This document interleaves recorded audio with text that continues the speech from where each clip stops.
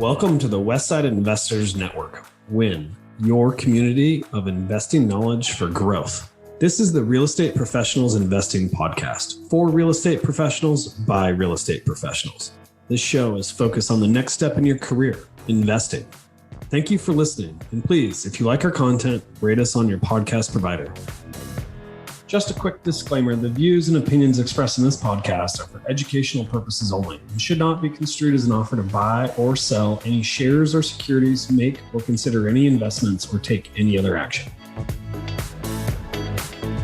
Welcome back to another episode of the Deal Deep Dive segment on the Westside Investors Network podcast. I'm your host, Trent Werner. In this segment, our featured guests will share their unique stories on a specific deal they've invested in. We will dive deep into finding the deal, financing the deal, writing an offer, and the due diligence. Do us a solid and smash that subscribe button, leave us a rating, and share this episode. And now, let's dive deep. Welcome back to the Westside Investors Network podcast. I'm your host, Trent Werner. On today's Deal Deep Dive episode, we are joined by Ryan Emrich of Blue Canyon Equity Partners.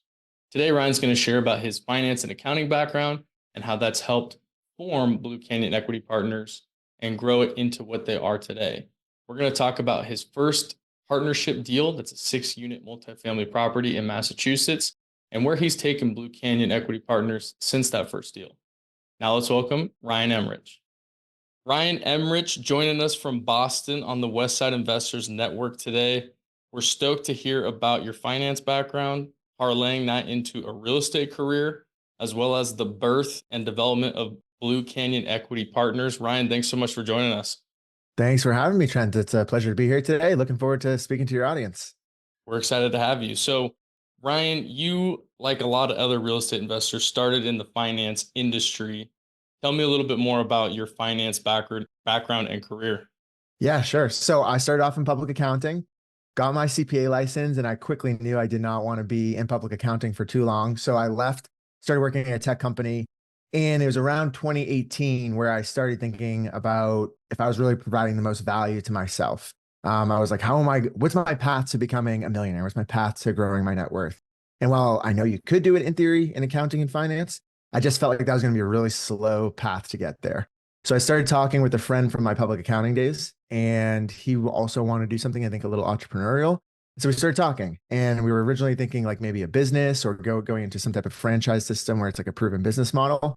But we ultimately landed on real estate. And as I'm sure you and a lot of your audience knows, there's a lot of awesome ways to get into real estate with a low down payment, like the FHA loans. Now there's the 5% conventional loan. And so that just seemed like the next best path forward for us. So that's what we started doing. At the end of 2018, we started looking at multifamilies. We did start looking in Boston, but it was really hard to make the numbers work, especially being so high leveraged. And so we ended up 1 hour west of Boston in New England's second largest city, Worcester, Massachusetts. And that's where we took down our first property, and we used an FHA loan to do that. Awesome. And are you still in your finance background today, or are you full-time real estate?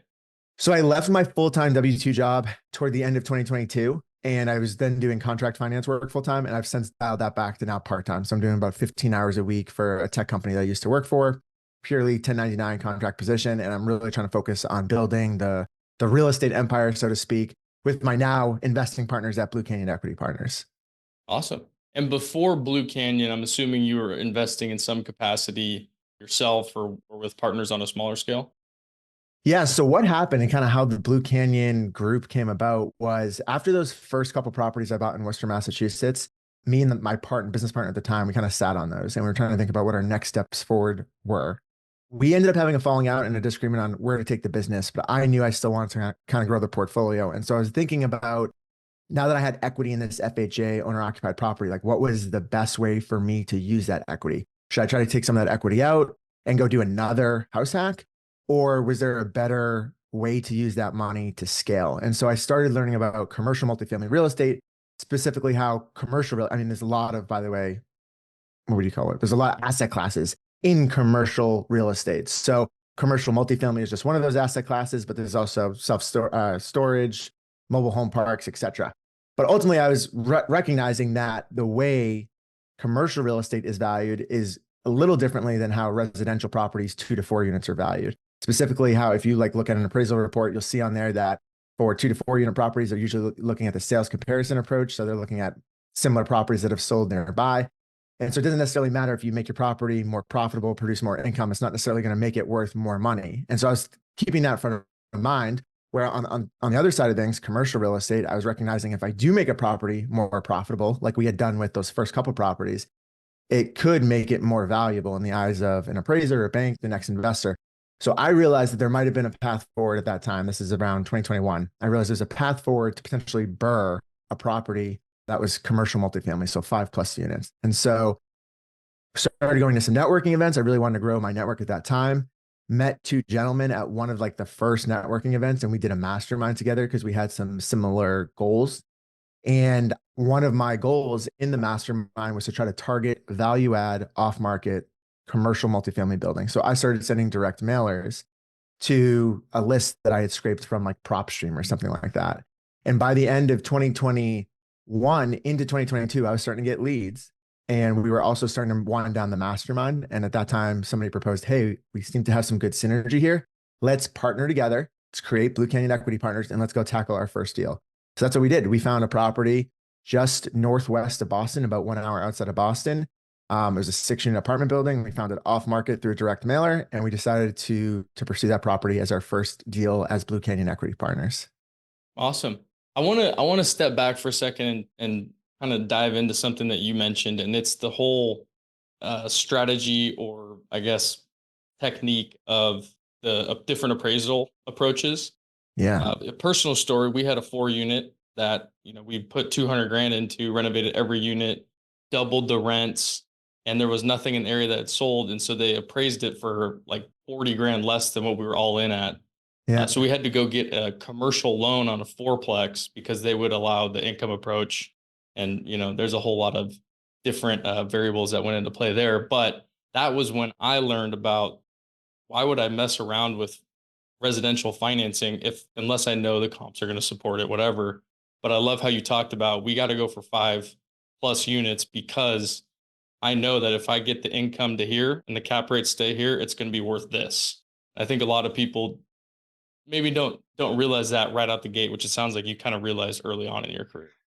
Yeah, I was fortunate to kind of catch on to that a couple of years into investing. It wasn't, at the very beginning, I didn't realize that. And I will say those owner-occupied products, loan products, residential products, they have a place, because if you are like where I was and you don't have a lot of money saved up, it's hard to kind of get into the bigger asset classes, because you probably will need 20 to 25%, or you're going to have to go find a money partner, which could be tough if you don't have a demonstrated track record. Right. So for me, it made sense to get into residential, use the owner occupied, get some equity and get some knowledge. But then once I had that, then I said, okay, like now what's the most bang for my buck here? How can I really take that equity and leverage it to scale quickly as possible, but like in a relatively safe manner? And kind of just like you pointed out, within the commercial real estate space, because of how it's valued based on the income, and you're using capitalization rates, which is effectively just a multiplier on the net operating income to determine the approximate value of that building in the fair open market. Because you can kind of roughly calculate that, you have an idea, okay, if I buy for X, I put in Y dollars and it's producing Z income, what's going to be my approximate fair market value? And kind of like you were saying, it's not as easy to do that when it's 2 to 4 units, because if you don't have a comp in the marketplace, your appraiser, they may not give you a good appraisal. So You're kind of taking a bit of a gamble there. I think there's a little bit more like science and math to back up the commercial real estate space. So let's talk about this 6-unit deal, northwest of Boston. You found it off market through direct mail? What did you purchase the property for? So we originally had it under contract for $560,000, but we realized as we were starting to do due diligence and the seller was opening up that there was a problem tenant in the building, and it didn't seem like they were paying rent, or they seemed like they'd be difficult if we wanted to try to get them out of the building. So that allowed us to retrade. And so we ended up retrading for like $530,000. So our actual purchase price on this was $530,000. And then we also knew we wanted to do cosmetic updates to the units. This was kind of part of our business plan. The units, while they weren't totally depressed, so to speak, they could use a little life. They needed some cosmetic updates. And we knew if we did those, that we'd greatly increase our chances of maximizing market rents when we went to go rent those units. So we kind of budgeted about $75,000 to do those. but we had to decide where we wanted to get that money from. I mean, we could have gone to the bank and asked for a construction loan, although that was probably going to increase our down payment requirement at the time from 20 to 25%. We had the option to bring the money ourselves, but we also knew there were people within our network who were interested in investing in real estate in some capacity, but maybe they didn't want to be a landlord themselves. And so we found somebody who is willing to lend us the $75,000 at 8% interest. We got a promissory note with them, and that's what we decided to do. And so we purchased this building. Most of the money came from the bank. We got this secondary loan through the promissory note, and we started attacking that business plan. We went in there, we started increasing the rents for the units that were vacant on the day of closing. We just immediately started kind of doing the cosmetic updates to those. And then as the rents were increasing and some tenants naturally couldn't afford it, we worked out a situation to make sure that they had adequate amount of time to move on, get their affairs in order. But then we did the cosmetic updates on those. And so within a year, we were able to take the rents from somewhere around $4,000 up to like $8,500. And then at that point, we said, okay, we think we've made this sufficiently more profitable. Let's go back to the bank. Let's see if we can do a cash out refinance, kind of completing the BRRRR strategy, right? Buy, rehab, rent, refinance, repeat. We want to do that refinance part now. So we go back to the bank. We asked them to do an appraisal. We did feel the appraisal came in a little low. And I think that the rising interest rate environment in mid 2023 was probably, played a little bit of a role in that, but it still accomplished what we needed it to do because the appraisal came back at $810,000. That allowed us to pull out $183,000. And that $183,000 was enough to cover our down payment of $106,000 plus paying back the promissory note of $75K. So we had a couple K left over, but it wasn't, material. But ultimately we accomplished the goal. We proved that we could BRRRR a commercial multifamily asset because there's some value add component to it. And so now we then took that and we said, all right, we've proven we can do it.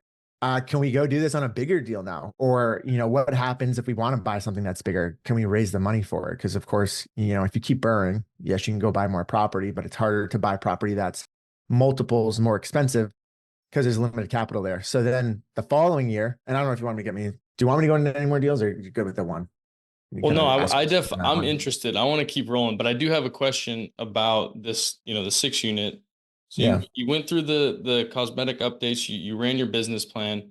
For that construction loan, did you bring that person in as a partner or was that strictly an additional loan and you only kept your initial partnership going? We only kept the initial partnership going. That was strictly an additional loan. So they didn't have a lien on the property or anything. That was something that me and my partners personally guaranteed. It was actually, I think, a family member of one of the partners. So it was somebody that we knew. It wasn't like a random person off the street, but it was just a promissory note. We guaranteed the notes personally. And we felt really good because we knew on day one, we were probably buying this asset with equity in the deal. So that was already like, we bought it for $530,000. I think very easily, we probably could have just put it on the market for $600,000. So we felt good there. We knew that there was this value add component to it where we could boost the income and then go back to the bank and, get it either a cash or refinance. If that didn't work out or we couldn't pull out as much as we needed to, we could have probably gone to our own pockets to cover paying back the promissory note or just using the cash flow or refinance out of the promissory note and got a new promissory note. And then worst case scenario, we would have had to sell the asset and we would have made money, but then we wouldn't have owned the asset anymore. So that's why I really like the BRRRR strategy because you can keep the asset, still get cash flow, which is nice, and then get your capital back. And so when you were kind of underwriting this deal from the get-go, I know there's 6 units. How old is the property? How old was it? This is probably built in the early 1900s. So everything in New England, by the way, if it's not new construction, it's very common to get things built in the late 1800s, early 1900s. So I know for some parts of the country that might sound crazy, but we're used to seeing it here. So they're older buildings and they've usually had like 2, maybe 3, like really extensive infrastructure updates over their lifetime. It kind of just depends on where you're buying it in the life cycle. So older building, 6 units. Was your plan initially with that $75,000 construction budget? Was that to do all 6 units, or were you going to leave a couple unrenovated as long as the tenants were just accepting the rent increases? What was your plan going into it?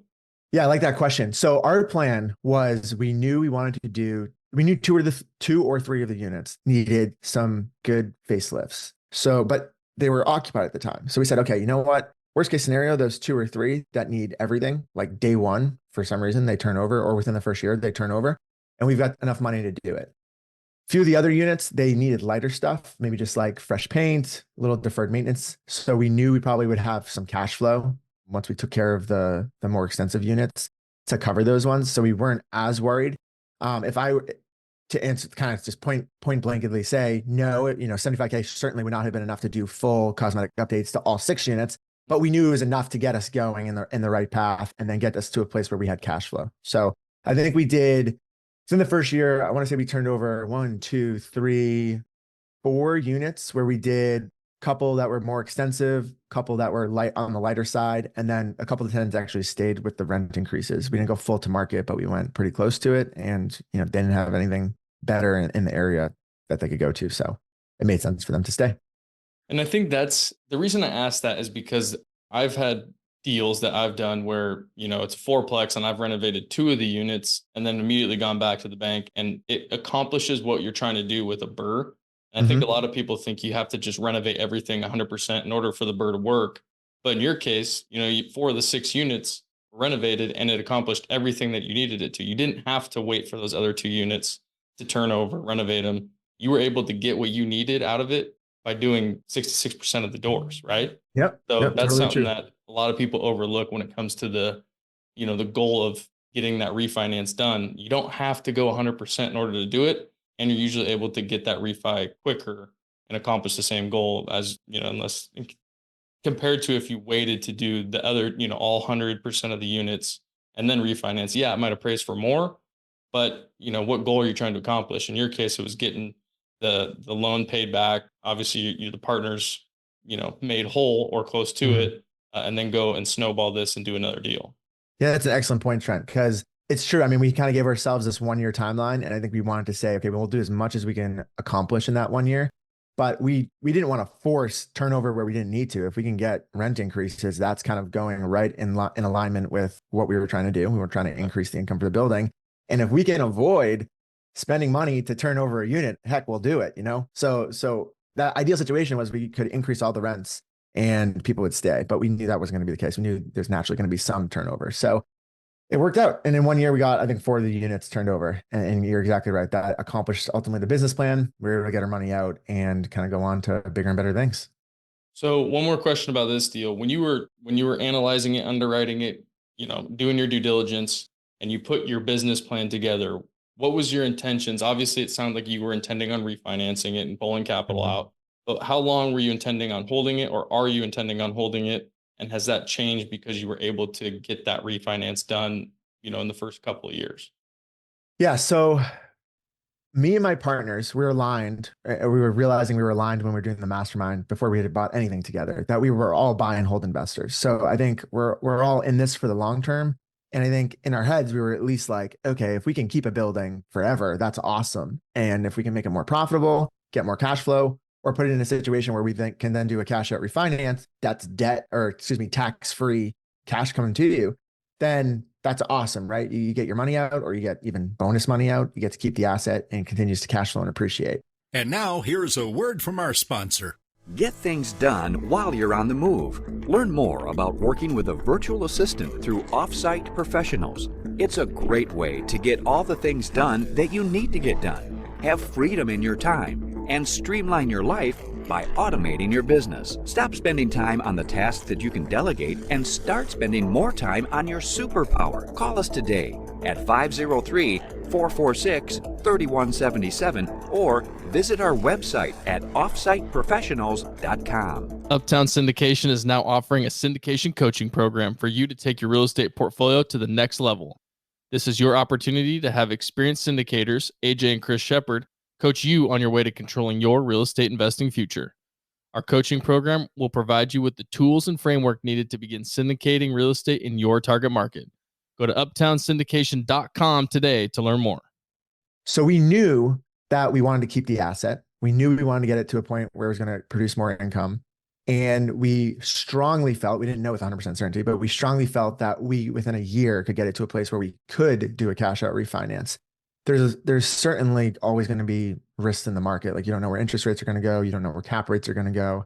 So it's not a guarantee that we were going to be able to do that. And like I said, if we weren't able to, I'm sure there was a way that we could have figured out how to pay off the promissory note, either between our own resources or doing a partial cash out refinance or refinancing that promissory note with another investor.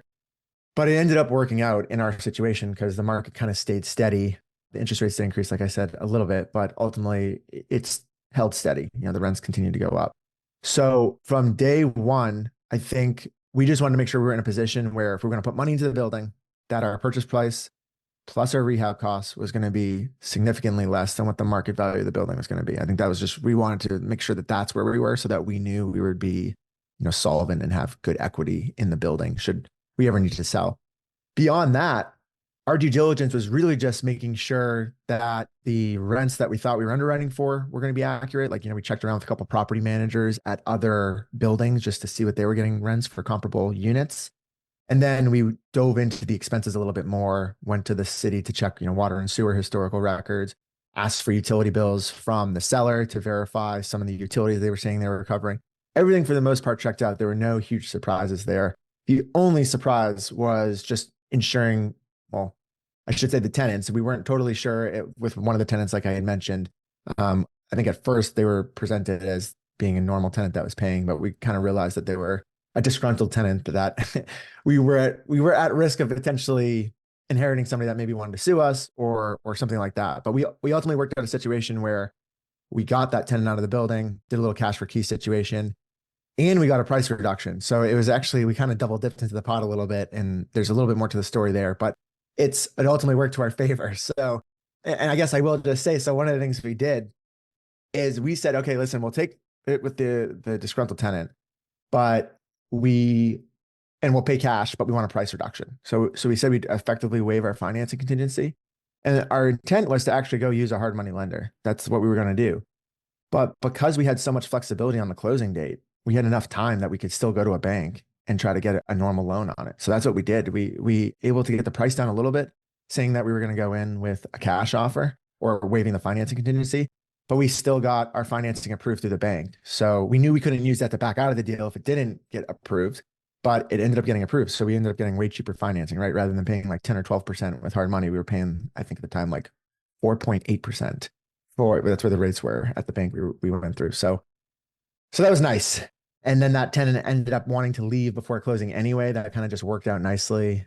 And so the seller ended up offering a cash for key situation to that tenant. So it really ended up working out well for us. And I think the seller was relatively happy because he got rid of the property and he got rid of a problem tenant that he didn't want to deal with. And let's talk about the whole idea of, you're able to close cash if you have to, but with closing being whenever it was, you had time to go get conventional or FHA financing on it. And so you explored that option of being able to get better rates, FHA loan on it, all that fun stuff. But like you said, you waived your financing contingency. So if that loan was, for whatever reason, fell through or couldn't be done, you always knew that you could go get hard money. You had that in your back pocket in case you were able to make it work. And like I said, if for whatever reason the FHA loan couldn't go through, you still knew that you could close on the deal. You weren't going to lose earnest money. You weren't going to blow the deal up over what kind of money you were using to pay for it. And I think having those options in a deal like this, I don't know, it would have freed me up knowing that I could go do either option at the end of the day to make sure that this deal closed, right? Yeah, no, absolutely. And as I'm sure like a lot of listeners recognize that when an investor goes to make a cash offer, it's not necessarily that they're coming out of pocket with the actual cash, like they have it in their bank account. They might be still just going to another lender who's more liquid and is able to close quicker. So that would be like a hard money lender. And so that's what we said. We said, okay, yeah, we'll buy in cash, but we knew we didn't have the 550,000 that we were going to scrape together. We were going to go get the vast majority of that, just like we would have done from a bank, but from a hard money lender.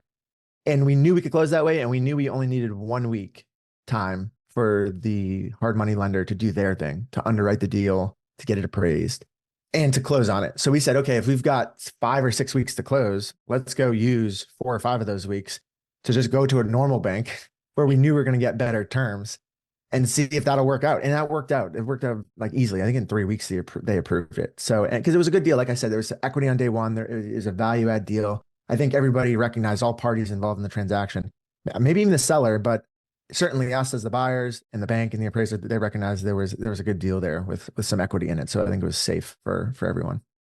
So obviously you had a great first deal. You're able to pull capital out.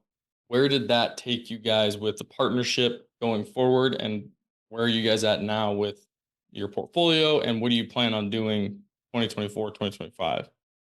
Yeah. So After that was 2022. And then into 2023, we bought that in 2022, that 6 unit. And into 2023 is when we did the cash out refinance.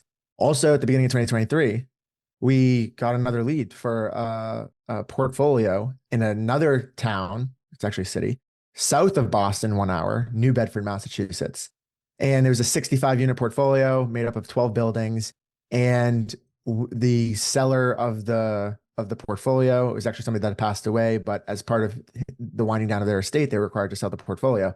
So this wasn't being openly shopped by like a broker. This was being shopped by the interim property manager and their family. They had received my letter. And so I was like one of a couple of investors that got to take a look at this. So me and the Blue Canyon crew, we decided that this would be an awesome deal to do our first real estate syndication on. So we actually did a 506B syndication on this in 2023. We hired a securities attorney. They filed documents with the SEC. You know, there were certain things that we had to comply with. And then we partnered with one of our mentors to help kind of get this deal done. I think we knew we could do the deal, but there was a lot of moving components and we had never done a syndication before. So we wanted to partner with somebody who had done a syndication before. So together we were able to raise the 1.8 million that we needed for the down payment and for the starting operating costs. I think the total deal was like 5.7 million. So it wasn't something where we could take our funds from the BRRRR we had done a couple months prior and just roll that in to buy this deal. You know, we definitely were going to need more capital than that. So that's where syndication seemed to make sense for us, where we could go to a lot of little investors, passive investors, purely coming in to put their money in it. They're expecting some type of return, but they're not going to have a say in the deal type of situation. So that made sense for us. We closed that deal in August of 2023, and we've been going through the stabilization process of that portfolio.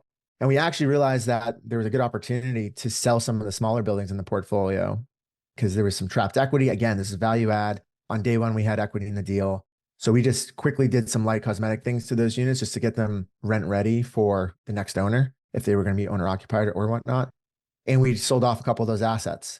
And we're going to do a couple more this year as well. So it's a great way for us to recognize some of that equity that's built into those properties, return capital to investors, return preferred returns back to investors, and maybe even some profits. So that's been a great experience as well. So that was kind of like the 2023 into 2024. And then we were recognizing that, all right, so we've got these longer term deals. These are kind of the buy and hold like I was talking about, and it seems to be our bread and butter. But one of my business partners, John Marchese, he's got an extensive experience in construction and remodeling and things like that. He's got a development business. He's got a kitchen and home remodeling business. And so, because of that, by the way, that's one of the reasons I've always felt very comfortable with this particular team tackling projects where there is some rehab component, because I know we've got a contractor on the team. I know we've got some good resources. But we also have people in our network who are like, hey, I'm interested in investing in real estate, but I don't necessarily want to invest for, 1, 2, 3 years before I get my money back. Do you have any shorter term projects? And so we decided in 2024, it made sense for us to start looking at flips or condo conversions where you take like a 2-unit or 3-unit and just convert it to condominiums, do some renovations. And those are projects that are typically going to be around 6 months. So we are looking to get under contract our first deal right now. We've got an offer accepted. We think we've got the terms for the P&S ready. This would be something we'd be using hard money for. So we're excited to use hard money. We're excited to, present this to kind of the people in our network who want to partner with us on a deal like this. And it's actually a really nice, well, right now it doesn't look nice. It's a hoarder home. It's a proper hoarder home. There's a ton of junk in there, and the person that lives there smokes. So it smells horrendous in there. But once we go through and we clean it up, it's going to make an awesome starter home for somebody in the community. It's 5 bedrooms, 2.5 baths. We're going to do some great things to, the kitchen and the bathrooms in there. So we're really excited about that project. And those are the types of projects I think we're going to try to target in 2024. Still look at for those value add multifamily deals, but also look for those shorter term projects that can put more cash in our pockets because they're shorter turnaround, they're shorter cycles. There's certainly the potential for big profits there. And then also demonstrating to another kind of type of investor within our network that, hey, we can deliver returns on short-term projects, long-term projects. So if you like the short-term project and you want to come on board for a long-term project, we'd love to have you type of thing. So that's kind of the way we're doing it. We're viewing real estate as a way to, yes, build our wealth, but we recognize there's people who want to just invest in diversified types of investments. Some people like to do crypto, stocks, bonds. Some people want to put in real estate, but they don't want to actually be the landlords themselves. So partnering with somebody like us, that's where the equity partners came through in our name, by the way. We kind of said, like, partner with us, you can give us the money. We'll put our money and our expertise into the deal. and we can all win. We can share the success, share the wealth. So that's kind of the way, this is kind of the way we were thinking when we founded Blue Canyon Equity Partners. And that's the way that it's been kind of panning out. So it's been really exciting to see that slow but steady growth and vision come true for the company. When you talk about, maybe a single family kind of flip project that you were mentioning, how many investors do you intend on bringing into a deal like that? Do you keep it pretty small, or do you open it up to multiple investors? There's definitely the possibility to open up to multiple investors, but to keep things really simple, what we try to do is try to find one or two, and for a smaller project like that, where we can realistically get the capital from just one or two people, that's what we prefer to do. I guess in theory, you could probably syndicate a flip. I'm sure you could bring in, maybe not even doing a syndication, you could bring in multiple people, but I do sense the more people you bring in, the more that it's going to start looking more like a security. And so that's where we're trying to be very mindful of what the laws are around this. So with one or two investors, like kind of like a joint venture type of situation where it's somebody who's going to be involved in the deal. They are interested in real estate. Maybe they're interested in growing their own portfolio, or they're interested in doing their own flips, but they're not quite ready to do something on their own yet. We're like a really good option for them, where we've got proven track record, we've got the operational expertise, and we can put the deal together, find a good deal, underwrite it, and then partner with them. And we kind of all win in that way. We've got somebody to bring capital to the deal. We get to get the deal done. We get a disproportionate amount of returns relative to the amount of capital we put into it favorably, but it's good because we're getting paid for the work that we're doing. And then they get to learn and they get to make money. So that's the way we've been doing it. I would say like one or two investors for the kind of smaller projects. And then we probably would do more investors if they were bigger deals that required more capital. Right.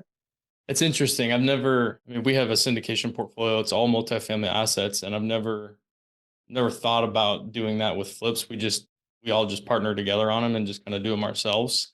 Yeah. That's an interesting concept of bringing in other investors to help them learn the business and the flip process itself, Yeah, I think that's kind of been like a very rewarding aspect of real estate investing that I was not on my mind at the front of all of this at the beginning of my investing career was, well, as I become more proficient in this, there's definitely opportunities to share my knowledge and to help others learn. And we can even learn together. It might be something that I'm only a little familiar with, you're zero familiar with, but we do it together. And now we both become very familiar with it. Mm-hmm. So there's opportunities there. And then kind of like you were saying with the syndications, you get that with the syndications, there's some upfront administrative costs. So sometimes it does need to be a bigger, more lucrative deal for it to really make sense for that type of investment on the administrative side of things. So sometimes that's why I would say like maybe a flip is probably not the best for that, but I guess it just depends. I mean, if the numbers could work, then why not? Yeah, no, I mean, my path to where I've been right now, right? So I'm at like 80, 85 units, something like that.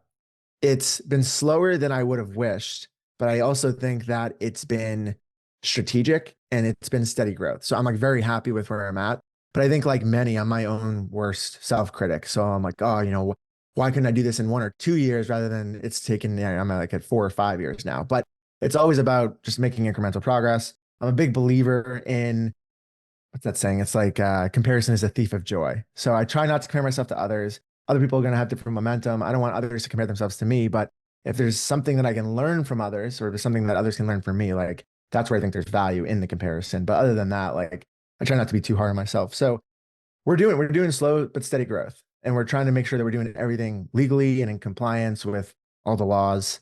And we want to make sure that we're safe. We have a fiduciary duty over, that's at least the way we think of it, but we certainly do have a fiduciary duty over the investors' funds that come into our deals. So we just want to make sure like, we're getting good projects that we feel really good about so that everybody's money is protected.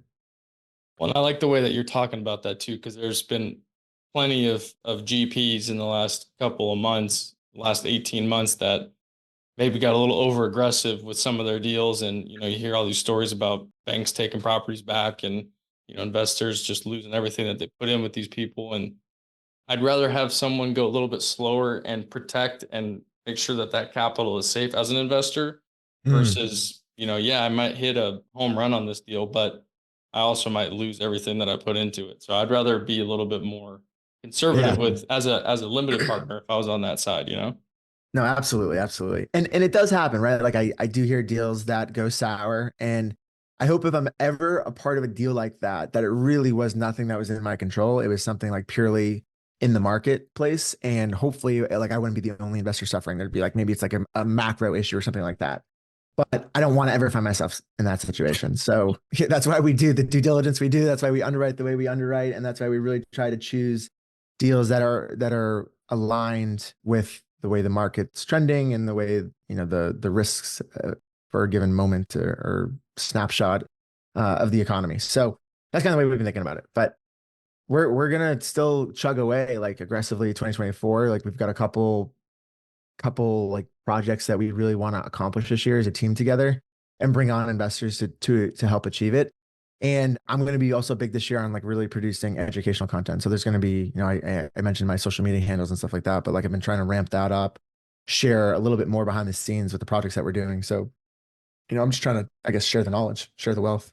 Yeah. You guys going to start a podcast? Or do you have one?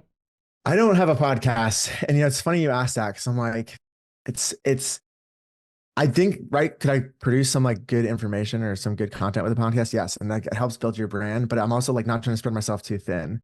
And I also am like, I know like there's a lot of, like you got your podcast. It seems like a great podcast, by the way, but it's like, it takes a lot of work to get the traction that you're getting. It takes a lot of work to get the traction like some of those other big podcasts are getting. And it's like, I don't really know if that's where my heart and passion lies is in the podcast industry. So for that reason, I don't think it's like a good fit for me right now, but I definitely enjoy, and I really do super appreciate you having me on as a guest. And if you have any other podcasts or anybody that has similar real estate podcasts and they need guests, I'd be happy to get a referral because it's, it's all part of building the brand, building the educational base that we're trying to produce this year. Yeah. Well, Ryan, is there any other deals that you want to talk about or anything else you want to say about Blue Canyon Equity Partners? Well, I will say we did start doing a newsletter this year. So if any of the followers are interested in kind of looking at some of the real estate content that I'm producing on my social media, you can follow me on Instagram and TikTok at Ryan R. Emrich. And then if you visit bluecanyonep.com, EP like equity partners, at the bottom of our website, there's a place where you can subscribe to our monthly newsletter. We do features of kind of news in the industry. We talk about projects we've been working on. We talk about upcoming projects that we are either have under contract or that we've been looking at. And again, it's very, very simple, very clean newsletter. We don't want to take up people's time. We value everybody's time. So it's a very usually easy 5-minute read, but it just keeps everybody up to date as to what the Blue Canyon team has been up to. And hopefully, people will get some nice tidbits and nuggets of information from it. And we'll definitely make sure that's in the show notes. Go check out bluecanyonep.com and connect with Ryan and the rest of the team there. Ryan, thanks so much for sharing about Blue Canyon and your career, how finance led to real estate. I'm excited to see what you guys do here in the next year and a half, 2 years. Thank you very much for having me on the show, Trent. I appreciate it. Thanks, Ryan. Thank you for listening to this episode of the Real Estate Professionals Investing Podcast on WIN, your community of investing knowledge for growth. We hope that this episode has increased your knowledge and added value to your path to freedom. If you would, please take a second to rate us so that we can get more great investors to interview. If you or someone that you know wants to be on, please visit westsideinvestors.com and fill out our form to be on the show. Thank you again and enjoy your day.